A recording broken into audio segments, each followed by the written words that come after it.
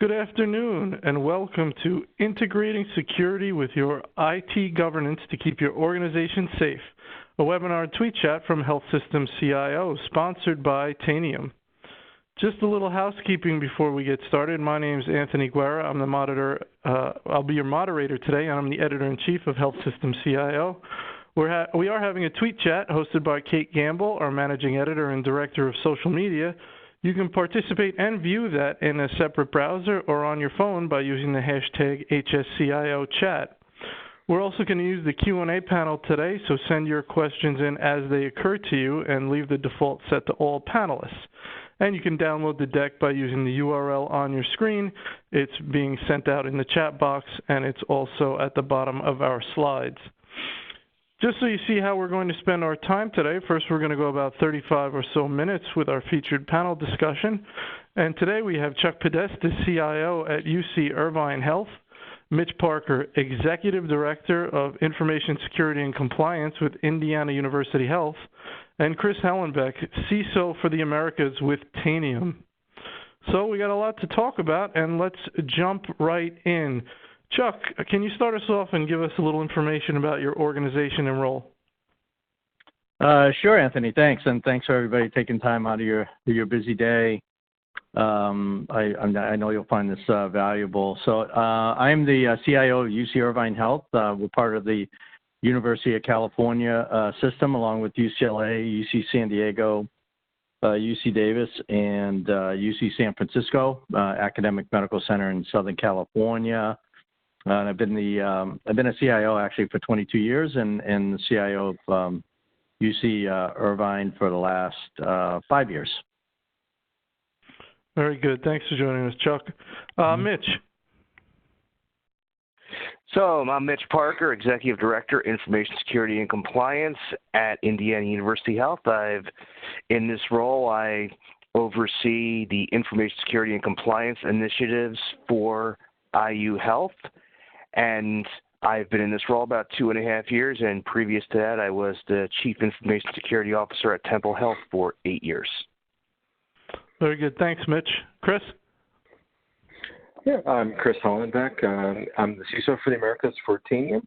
Tanium has developed a software platform for gaining near real-time visibility of endpoints in your environment at scale, and then as appropriate, being able to take action based on that information on your endpoints.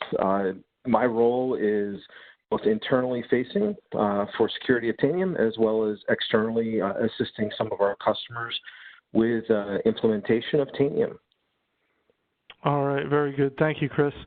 Okay, Chuck, let's start with you on this. Talk about your IT governance process and how you ensure security leaders get to review each new product being considered. Sure. So we actually started, I started IT governance when I first got out to UC Irvine about 5 years ago. And each year we add to it and refine it and try to improve upon it. And one of the things we did a couple of years ago was we added the CISO to the IT governance as part of due diligence around new products that we were seeing that were coming through the governance process.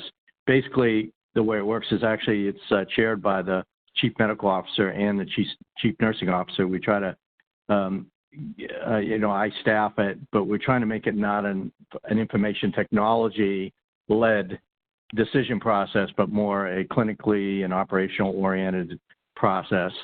The business owners of the different products or different projects that are coming forward are required to be there to present and sponsor along with the IT leader for that particular area.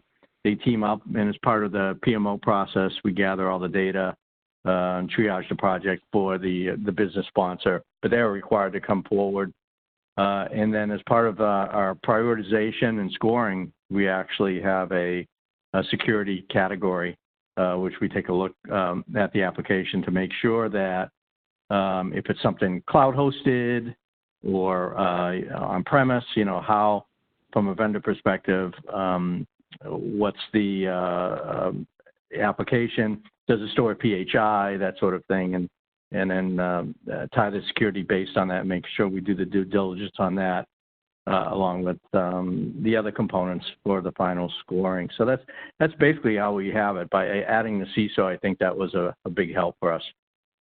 So first, when you got there, was a process of formalizing IT governance, and then as that evolved and was refined, security became a part of that. And you said there's an actual scoring process. So it's not just a thumbs up or a thumbs down. It's actually certain degrees of scoring. You can do better or worse, relatively speaking, on your security score if you're a vendor trying to get into your health system, so to speak. Correct, and also weighting of it. You know, if you're a vendor that is accessing or storing PHI, that certainly has a heightened weight as opposed to a vendor that isn't storing any identity information at all. That would be kind of lower on the weight scale. Right, got it. Mitch? So my organization we have a new intake process we're currently working out, and like Chuck, again, governance will constantly evolve. Ours revolves around two different governance groups, our clinical and business prioritization teams they are led by the business but facilitated by our information systems team. And both of them actually have, as part of the intake process, security as part of the governance process, and it happens on two different levels in the organization. We have the part where we do the information technology risk assessment, which is our due diligence to make sure that we are bringing in products that do not cause undue risk to the organization, and also make sure that we can prove that they do not cause undue risk. And the other part of it is with our contracting piece. And one of the items we found that was very effective is that we put the information that we need to know in our contracts. First of all, it helps protect the organization. And second of all, it gets the attention of our vendors when it's got contract language, because they're more than willing to put the right people on the phone with us to answer our security questions when there's a contract on the line. Because once that contract's signed, those people are not going to be available or as available. Yeah. As a better way to put it. Funny how that happens, right? Absolutely. You've got to get in there before the paper's signed. So we do as much as we can to put HIPAA and security into the terms and conditions of our contracts. We look at it as part of the intake process, and we are very focused on ensuring we do not cause additional risk to the patients this organization serves. So a couple of things there. Number one, you said this is a new intake process.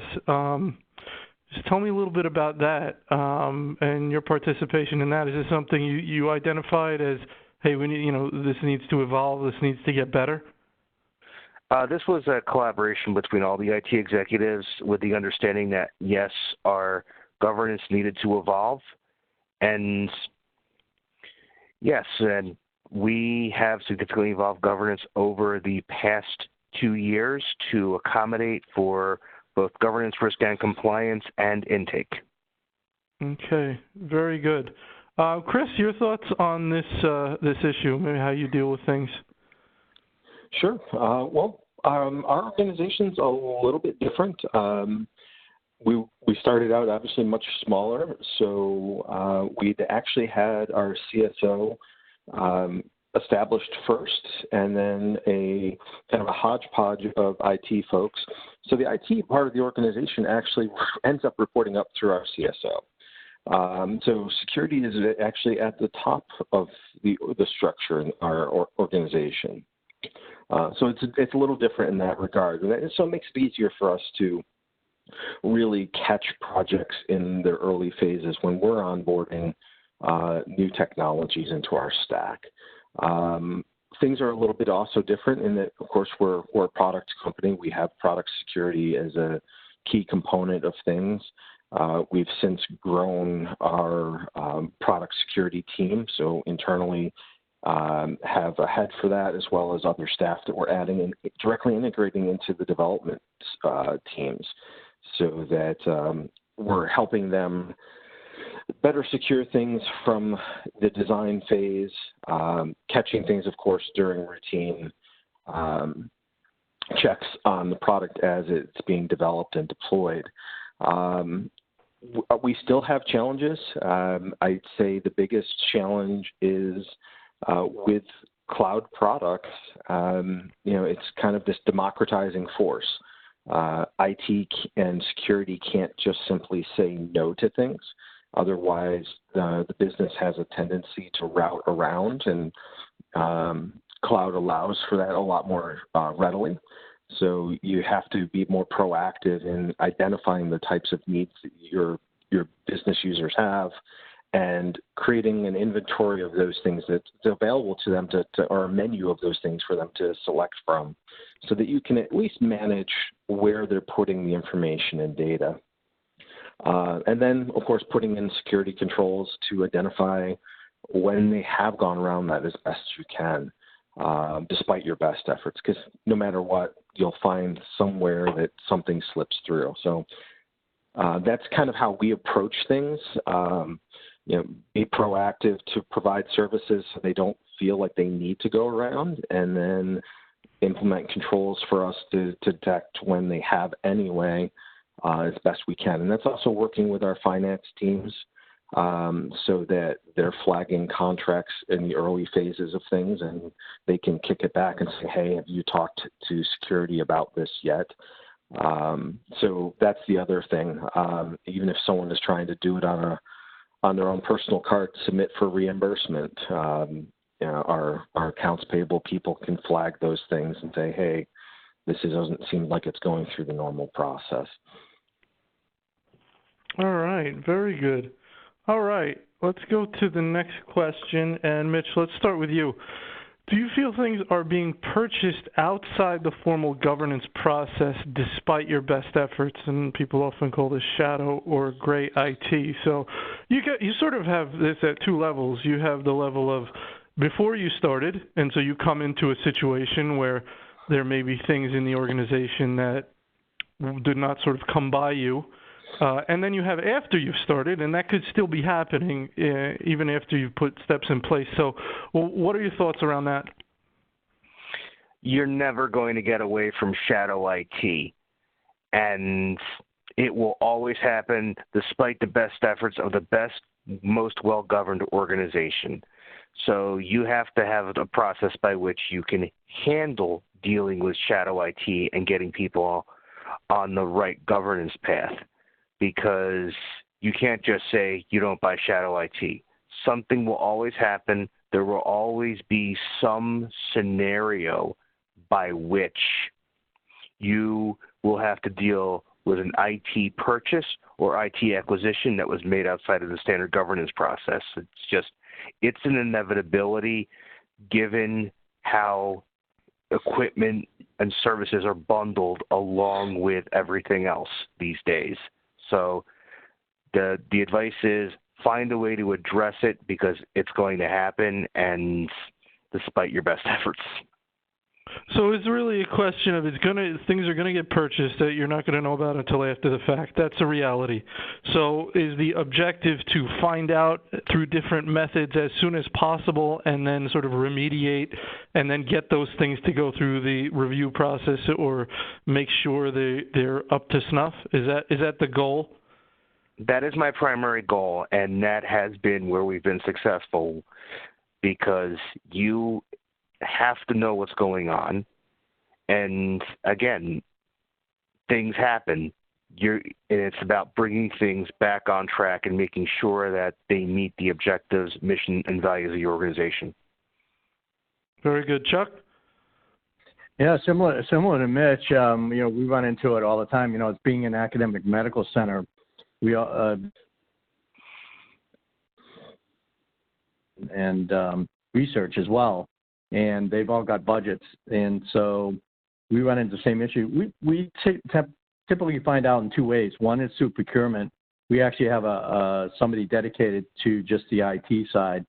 So if something comes without our signature on it, that person has an IT background, so typically they can catch a lot of these things prior to the actual order going in. And in that case, it gets kicked to us, and then we can do the due diligence. Occasionally, though, things do get purchased, And then we find out about that when they want to hook it to the network, because typically, this stuff does not run standalone. It needs to have some sort of network connection, and that's when we find out. Those are a little bit more tricky because typically the product has already been purchased. And in some cases, we've had to cancel the purchase, cancel contracts because it just wasn't up to snuff from a security standpoint, would have had exposure. Those actually go up to our compliance committee, executive compliance committee, which the CEO sits on. And so you don't have to have too many of these happen because it ends up not being an IT problem. It's an organizational issue. The compliance committee ends up getting involved with the particular department, a little slap on the wrist, and we try to communicate that out and use it as an education program. So I think over time we're seeing less and less of that, but it's still out there. Very interesting. So, Chris, you operate at two levels. One is, the CISO for Tanium, which would be like a CISO for any organization, and you are, just like Mitch and Chuck, trying to make sure Tanium is secure, trying to make sure. I don't know if that happens in a vendor where there is still shadow IT getting purchased, but tell us about that. And then also, I believe some of the work you do at Tanium is helping people know what's on the network. So as Chuck mentioned, when they hook it onto the network, that's the big red flag. Go ahead. I think the biggest thing anymore that I see both in terms of our internal as well as with customers is VM proliferation. Virtual machines, it's just so easy to spin up. The traditional model was, every server had a piece of hardware. There was a purchase order that went with it, and all those things that you could use the purchasing processes to track and keep using as gatekeepers. But now it's just so easy to turn up VMs that I think that's the single biggest challenge. In working with some of our healthcare companies, our customers, and some others that have embedded systems, we're actually seeing vendors that come in with a combined hardware-software solution, and in order to ensure that they can provide preventive maintenance, they usually want a phone home feature. And even those guys now have figured out that, hey, rather than ask the customer to provision a network drop and allow outbound communications, some of them are even building in cellular links directly into the devices or their own mini LAN for the setup.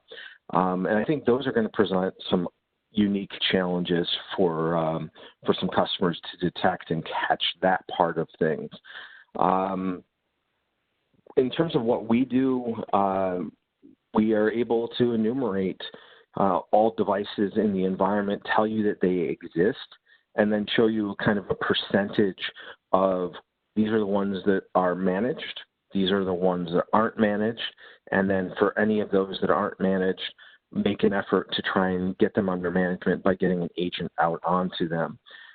Because part of understanding your risk is knowing what percentage is out there that just can't be managed. They're kind of that Internet of Things, or they're embedded systems that can't have an agent on them for any number of reasons.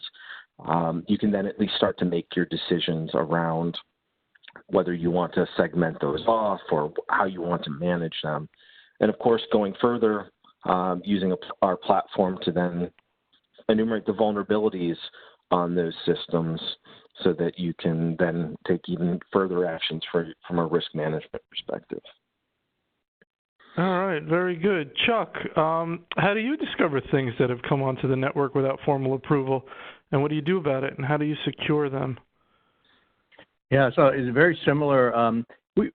Most of the trouble we have is with cloud-based solutions. You're buying a particular product that's cloud-based, which we're all moving to anyway. The on-premise stuff, to spin up a virtual server, we have total control of that stuff. So there's lots of sign-offs. We'll be able to catch that. But the cloud-based stuff is more difficult.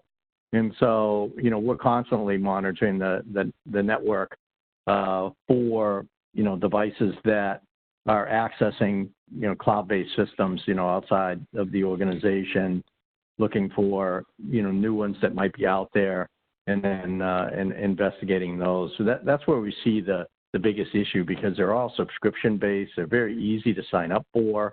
And so our, with some of the tools that we have in place right now, we're constantly scanning the network, similar to what Chris was talking about, to, find those devices that aren't managed and then bring them into a managed environment. But then as part of that, to see what they're actually accessing and making sure that if it is a cloud-based vendor, that there's a BAA in place and, we've looked at what's being stored there.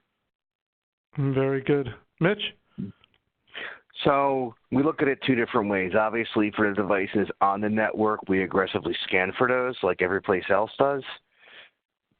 And you will always find something, and you have a lot of issues with what we call transient devices, i.e. medical devices that have been brought in for a couple of days.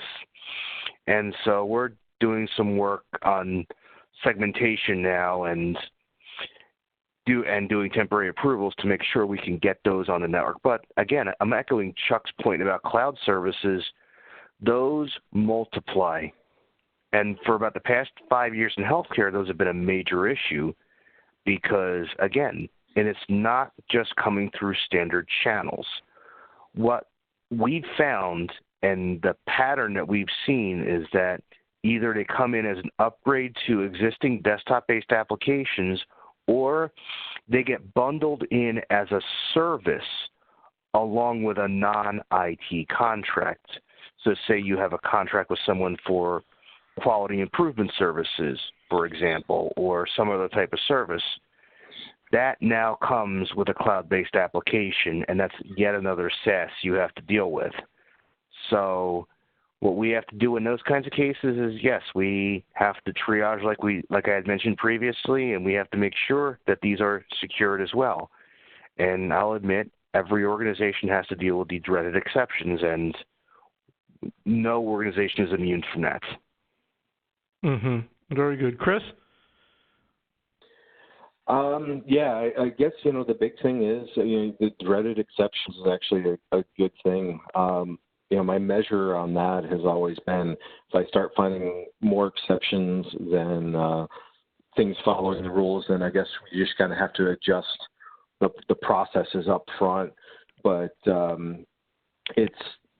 cloud is an interesting challenge. I would love to see at least the big players kind of allow for organizations to register with them and say, hey, I want to know if anyone with an email address for my organization is signing up for services through any of the big players, or automatically redirect them into the enterprise account and catch that type of thing. Where you have any number of smaller vendors that are riding ultimately on top of the larger cloud providers, that it's a whack-a-mole game, and it is tough to catch those.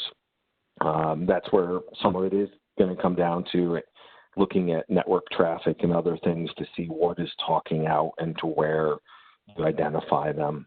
But it's a multi-pronged problem to address. Very good. All right, Mitch, let's start with you on this one. We all know the healthcare ecosystem is expanding. Can you give some examples that highlight the security implications of this growth?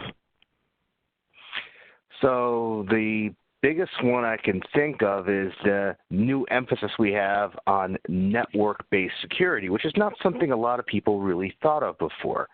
But as we start taking a look at our branch offices and the technology we use to connect our remote offices, suddenly network security and branch office security becomes very, very significant, because you now have to worry about what happens there's something called a BGP hijacking attack or a DNS hijacking attack, how that affects your customers. And also with the emphasis on retiring older legacy technologies for virtual desktops, you have significant security implications there as well, because you're presenting applications on a virtual desktop. So that leads into the final one that I'd like to talk about, which is bring your own device, or as I tell a lot of other people, brought your own device. Because starting with the iPad, people wanted to use their own devices in healthcare, and I know it extended a little bit before that with the iPad, but the iPad was the first time that I had personally seen this in healthcare because people were going out spending money on these devices because they wanted to use them in their workflows. So we've gone from there to the point where we have people now using virtual desktops on their own devices, and it is a complete support challenge, and it's changed how organizations have to do network security, because before it used to be public and private. Now you have to think public, BYOD, and private, and think about what services you want to expose to the outside world, which leads to the fact that a good chunk of the services that we want to expose are already exposed because they're in the cloud.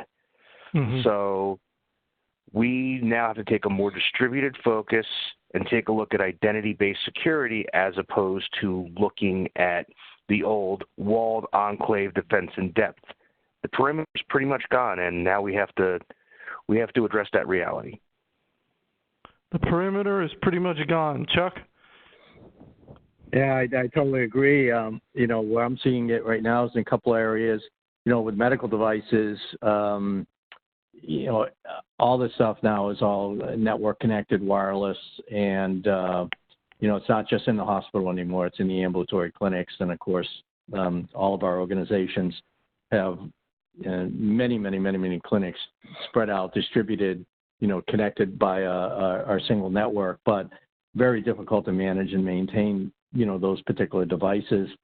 Then you have the Internet of Things, and I'm sure if I get Mitch started on this, he'll definitely run with it. But now you're in the home in a lot of cases with network connected devices that are relaying, basically PHI information back to the mothership, and those devices are just expanding exponentially, and to be able to bring those under a security umbrella is just a tremendous challenge, because now you're totally outside the four walls and into the four walls of somebody's home.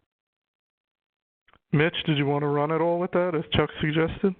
I'm just going to leave one thing here, and that is the security challenges with IoT alone. You could do an entire webinar series on, because because the biggest challenge we found has been with the use of consumer-level devices to provide data for electronic medical records. But again, we really have to provide good focus on what we use in the home, how we accept that data. And again, I've presented at conferences on this. It is a series of webinars in itself. Chris, did I hear you laughing on that? Oh, definitely. I agree on the whole brought your own device. They're already in the environment. One of the interesting challenges, so I worked incident response for a very large part of my career, and expectation of privacy comes into play, and you get into questions of to what extent can you examine that personal device as a whole if there's a security incident. If you needed to capture that device for a legal hold because of a impending court case or any number of other reasons, what are the avenues there for acquiring that, and then ensuring that during a discovery phase, only the information related to the case is getting over there versus the entire, say, disk image if it's a full system. It includes that person's private side of their device. There's a whole lot of thorny questions on the whole BYOD thing there. And of course, you get into the realm of intended uses for technology, so email and so forth. But there's a tendency, certainly in healthcare environments and other environments that I've worked, where sensitive data gets sent through email, even if it's only internally. But if that's then viewed from a personal device, and now possibly some of that content could end up on that personal device, what are the security controls protecting it there, and how do you even begin to get your arms around that? IoT world, we see it just about everywhere. I was actually meeting with a customer on Monday, and they're like, yeah, IoT really doesn't impact us. And I pointed to their wall, and they've got IP-based thermostats throughout their building. So there's building management systems that, even companies don't tend to think about. Healthcare has a dizzying array, both from the building management through to all the medical devices. And sometimes it's just a case of getting to know that they're there as a first step, and then addressing them as best you can in an iterative process. I think it'll be almost never ending in some ways. Right. Very good. Chris, let's stick with you on the next question. Start off here. What are the intersections between IT and security that are critical but often hard to get at or to get right? I'd say the biggest thing is the hygiene aspect of things. IT tends to be traditionally very service-oriented. They don't want to disrupt or upset the user base, so they may allow for a slower patch cycle, or they may do prolonged testing of patches, even on systems that they probably could get it done faster. Security, of course, would love everything to be patched immediately and configured well. Security probably would love to have machines locked down to the nth degree, but let's face it, things have to be usable. Still have to serve that business function. But the hygiene piece consistently is where there's the greatest friction that I see, and the biggest opportunity for improvement. Average patch cycles hover well north of a month, even for simple things like end user systems in most environments. But I think that's one of the areas where we've got to get better collectively. And security can probably help with coming up with strategies for how to address that. Typically, most of your end user systems are not that fragile, and you could probably do a very quick test of a smaller group of users and then blast it out to all of the rest. Most of your end user systems are where your biggest threat is to the organization. They're the ones browsing the web, clicking on things, even innocently going to otherwise legitimate websites that may have been hacked. So if they're the biggest exposure for an organization on the whole, the best entry point in for attackers, that's where we really need to spend most of our time during an early phase to get things patched and secured better. And I think we look at it and go, well, all the primary data is in the server, so we'll focus our attention there. I think security can do a better job of helping IT think through where they're going to get the best bang for the buck and where they could implement kind of good enough strategies to start moving the needle from a security perspective.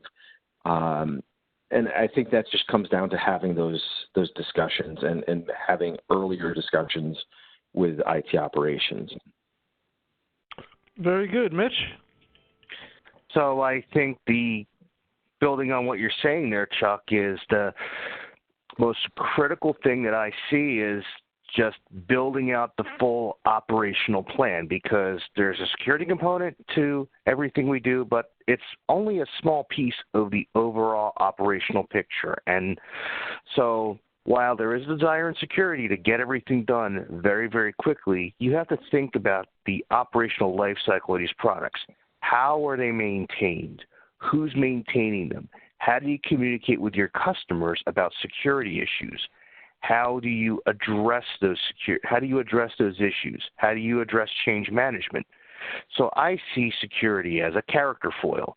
It brings out some of the areas we need to address. And I will admit there is a tendency in healthcare to think about new technologies first, but not think about the operational plans until later, and that's something that we have to address. And the way that we have to get this right is we have to work better together and emphasize good operational planning where security is a part of the overall picture rather than having security be the dominant part of the conversation. There is something I read about 93% of all data breaches being caused by unpatched systems. But again, when you take a look at patching is part of maintenance. We've had security patches out there since, well, we toggled in the machine code to bootstrap machines from a front panel and waited a couple of hours to do so. So we have to accept that we need to be part of the operational rhythm of the organization and emphasize assisting the customers in having more improved operations rather than trying to layer security on top, because when it's integrated, it works better. Very good. Very good stuff. All right, Chuck, let's start with you on this one. Talk about budgeting for security. How do you know what you should be spending, and how can you get the board to spend more if necessary? So a few ways. One, we do have a separate cost center for security. The people that work in that area, all the way up to the CISO, we're in that single cost center. Everything we purchase, whether it's data loss prevention, two-factor authentication, any of the tools, all come out of that cost center. So it rolls up as part of the whole IT capital and operating budget. We do keep that separate so that we can see on an annual basis what we're spending, both capital and operating. Then we use benchmarking both we happen to be Epic, and they have a pretty good benchmarking program where we can get down to a cost center level and benchmark our security services against other Epic clients, and that's for academic medical centers. That's big since most are on Epic. And then we also use an outside company that does our annual assessments, and they have a large customer base because they only do healthcare, and they compare us as well on our spend to other organizations. Give us an idea of where we are in the ballpark. But yeah, there are things that come up that you need to do that are high costs, and basically what I try to do is just, and I've done this a couple of times, especially if you're way behind in your security program and you're looking at big spends, is to walk your board or your C-suite through a breach, and just, step one, step two, all the things that go into what happens when you have a breach, and the notifications to the local press and ONC, the fines, civil suits that could happen, the fines. And it always comes down to the end, and this is what's been really good, really worked for me, is that the last step is always the CEO apologizes to the community. And I've had a couple of instances where I got to that piece, and the CEO looked at me and said, I never want that to happen. And I said, well, I can't say it will never happen, but we'll lessen the chance of it happening by approving this budget. And so the CEO typically will look over the CFO and say, make this happen. Mm-hmm. Right. Very nice. Mitch? Mm-hmm. So we take a very risk-based approach to it. Our organization has adopted the stance of full enterprise risk, which means we have a scoring system we use for all of our perceived risks. So anytime I put in anything for a large purchase, it has to tie into the enterprise risk scoring. And so we use a combination of both the enterprise risk scoring and also the security risk assessment that we do internally every year. And we use the same scoring system for HIPAA as we do enterprise risk. So we address the high scoring items.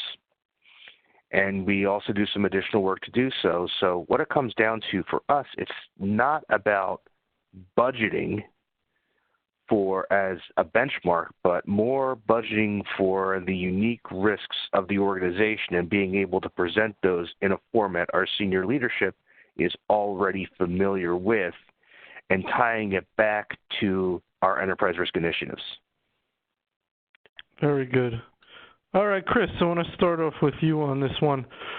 Obviously, you work with, well, not obviously, but maybe folks don't know, Tanium works with clients not just in healthcare, so you have experience in other industries. How do you think healthcare measures up to those others when it comes to security, and are the comparisons useful? And then as a secondary question, what are your general thoughts on benchmarking one organization to another, and is that a helpful thing to do? Well, I think I'll take the last part first.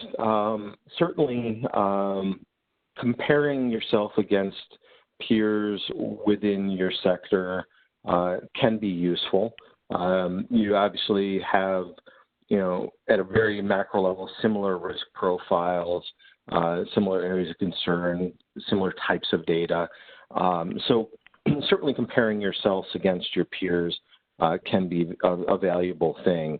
I would be reluctant to compare healthcare as a whole against, say, the financial sector.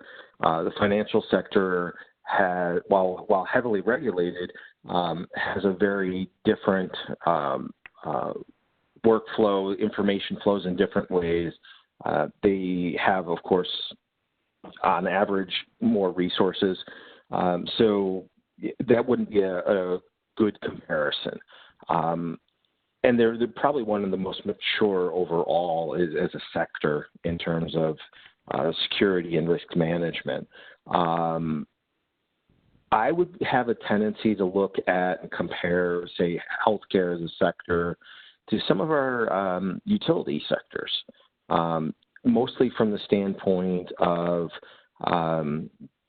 resource constraints, embedded systems, lots of embedded systems actually that usually have long tails to them.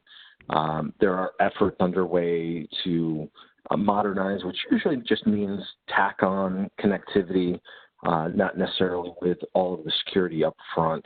So I think there's at least some parallels between that and utility sectors or energy sectors. So if I was looking outside of healthcare to do a comparison, those would be the ones I would look at.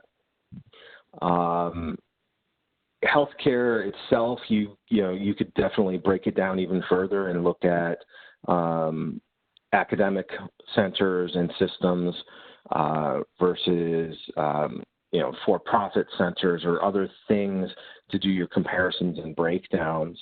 But yeah, it's a wide mix. There's different levels of maturity across a lot of different areas. But like I said, financial sector is certainly the most mature collectively, although even within that, you can, of course, find community banks and other places where they are not as well resourced.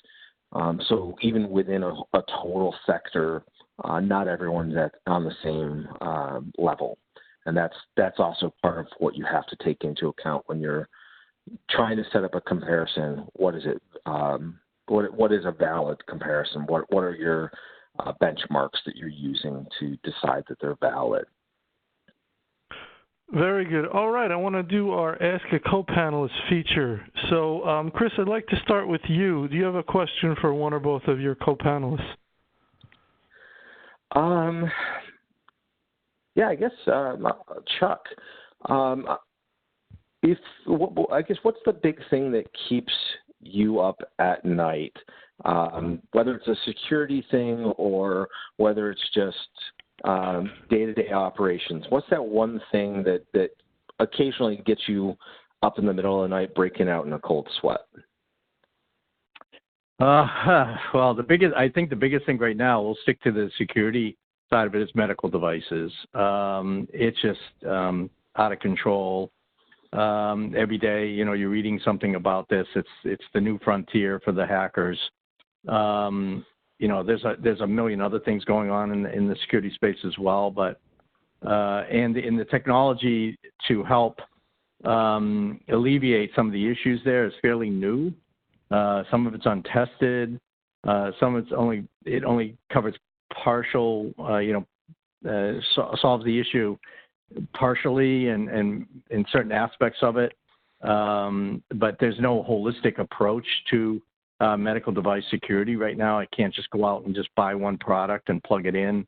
So it's very, very difficult right now. And then because of the FDA involved in the medical devices, anytime you need to go and change something from a virus protection or OS or anything like that, it becomes very difficult because the vendor you're dealing with may have to go through the FDA process, and of course they don't want to do that as well. So that's the big one right now. That's why I think if I was going to wake up tomorrow and knock on wood, hopefully they're and had a breach, it would be in that area right now. I think we've got everything else is shored up as much as it can be at this point, but that's kind of the wide open territory for us right now.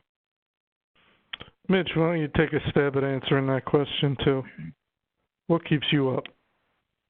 So the biggest thing that keeps me up at night is the unknown.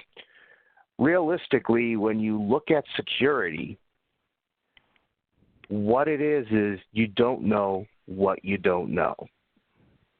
And at least if you know what the threat is, you have a way of addressing it. But with the speed that threats move these days, we have to take a very defensive stance to be able to address a number of these issues. And again, Chris, I like how you brought up utility and energy. Again, that is a very apt comparison. And I'd say more so because of the resourcing constraints. Very specifically, I'll single out water and wastewater as the subsectors of utility that I would specifically call out. We have to be able to build that level of resilience across the organization to address these issues because we don't know what's going to hit tomorrow. And even the best and most prepared companies have been crippled by some of the cyber attacks out there. So it's about prevention, it's about resilience, and it's about ensuring that the organization can operate when something like this happens. But again, the concerns with resourcing to make sure that an organization is sufficiently resilient to deal with the issues at hand, that is my major concern, and if anything, that keeps me up at night more than anything else. Very good. Mitch, real quick on that. You mentioned the word resilient. You're really singing my heart song. It's kind of that recognition that disruption happens despite best efforts, and it's all about how do you get the organization back up and running after something that unknowable happens anyway. So I'm glad to hear you mention resilience. Thank you. And again, I look at it this way because cyber is only one threat in many. We're here. I live in the Midwest. I'm just as concerned about tornadoes. And because, again, it's something that can literally come out of nowhere. And also it has something to me because 2 weeks ago I sat with my wife and kids watching a funnel cloud form outside our bedroom window. So you don't know what you don't know. The unknown threat's always there, and you could literally sit there and watch what you didn't think is going to happen right in front of your face, and you have to be resilient to deal with it. Very good. Chuck, did you have a question for either of you co-panelists? Yeah, actually for both, one from the vendor perspective and then Mitch as well from the provider side is I've been starting to look at managed services on the security side, mainly because of it's tough to find really good people in that space. They're very expensive now. We've got all these products out there trying to tie these things together. Every time you buy a new product, you need another person or two people to run that product because otherwise if nobody's managing the product, then you're certainly not going to be secure. It's tough to get approval for new people in that area compared to a nurse or a clinician. You're going up against those FTE requests. So what's your thoughts on kind of where managed services might fit? All in one solution somewhere, or what's your thoughts on that? Chris, why don't you go first? Sure. Well, I think it can be a hybrid approach. I don't think it's necessarily an all or nothing. For one thing, you mentioned the proliferation of tools in the security stack. It seems like it's always an ever-growing list. I am seeing a lot of organizations step back and assess capabilities. What are their current capabilities? Where are their gaps? Where are the overlaps? Thinking kind of like a Venn diagram, and looking for ways that they can do a rationalization of tools and reduce the number of tools so they can free up some of the resources of people to take on other tasks, so they don't just have to keep adding FTEs every time. But one area that even some of the best organizations have trouble with is that that piece in the off hours, in the evenings and into the weekends, having that continuous monitoring. So sometimes organizations look at doing a hybrid approach where they just bring in managed services to handle that off hours piece for them, or just to augment their existing staff. I think one of the worst things organizations could do is fully outsource that. You need at least enough people that can manage those systems through a transition. Should you ever move from one service provider to another, you need someone in-house that can keep things going during that transition period. You need someone who can provide oversight of their work and kind of QA it and know whether they're really delivering on what they should be. So it's at some level you're still going to have some people in-house. It's just the extent that you want to have that, what ratio of people. Very good, Mitch. And so this is one area where we've learned a lot from financial services, because after Hurricane Sandy in 2012, a number of the regulators required the financial services companies to diversify their operations and have them in diverse parts of the country where they wouldn't be as affected by a natural disaster, such as what happened with that particular hurricane.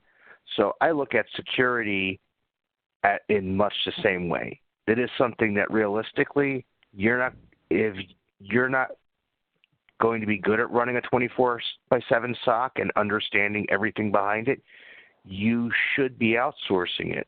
And also you should be outsourcing to an organization so that you can get the economies of both scope and scale with it. And I look at this as also the parallel with electronic medical records. And with the rise of EMR companies actually doing the hosting of the EMR, because, again, finding people that can maintain an on-premises Epic or Cerner environment, they are very, very difficult to find. And security is much the same way. So in a lot of ways, it is better because, again, hospitals aren't in the data center business, and I look at it also from the economic pressure of being able to maximize dollar value for lease space. Oftentimes, it's better to outsource a lot of functions so that you have that resilience and diversity, and also so that you can be able to have better spend for the expertise needed to maintain some of these incredibly complex environments by leveraging scope and scale with third-party providers. And I will say with the outsourced EMR companies I talk to, they have incredibly good security people, and I'm going to call out Epic and Cerner specifically for the skills in their security staff. Go ahead. Somebody want to jump in there? Yeah, this is Chris. One thing I would say on the outsource side of things, even understanding that even with the organizations that do it incredibly well, and I think there is something to be said for identifying where your core competencies are, and having to be able to outsource some of the regulatory compliance and oversight pieces for some of that health record management is awesome. But you can look at some of the big breaches that have occurred, whether it have been Wipro or some of the things documented under Operation Cloudhopper, where nation states were going into large service providers and using that as a conduit into ultimate victims.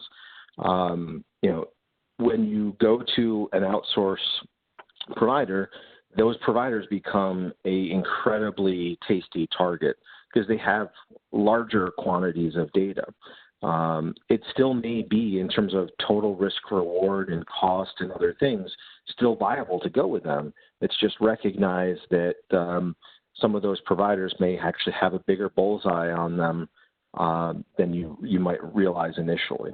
So it's just a flag to put out there, but it still may be worthwhile going with them.